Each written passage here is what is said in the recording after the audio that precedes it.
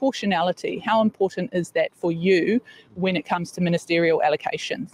Look, I think proportionality is important too. He's got a way of standing, eh? You know, there was all this talk about when Obama was in, how politicians started doing this, if you can see in the camera. They don't point. They use their thumb on their thing. They do this because it's a very American thing. Because it's a way of being able to kind of use your hands without doing aggression. And I don't know what it's like. It is like he's a robot. Like, look where his hands are. It's like, this is where a human would put their hands. Ricky Bobby from Talladega Nights. I don't know what to do with my hands. And I'm not sure what to do with my hands. Be good just to hold them down by your side. Yeah, great. Now, proportionality obviously and simply means, as everybody knows, you know, if ACT has 15% of the percentage of the cabinet or of the government, they should get 15% of the seats, the cabinet seats. I don't think that's ever worked quite that way before. And it was interesting to hear, and we'll get to the end of the story, interesting to hear the news report say that Luxon sent out the ministerial propositions to ACT and to New Zealand First. Like, they've said, what about this?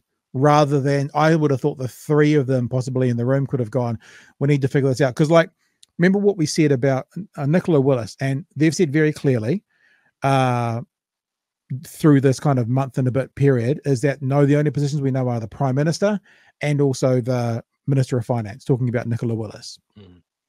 However, lots of people also think that Rimmer might want Minister of Finance.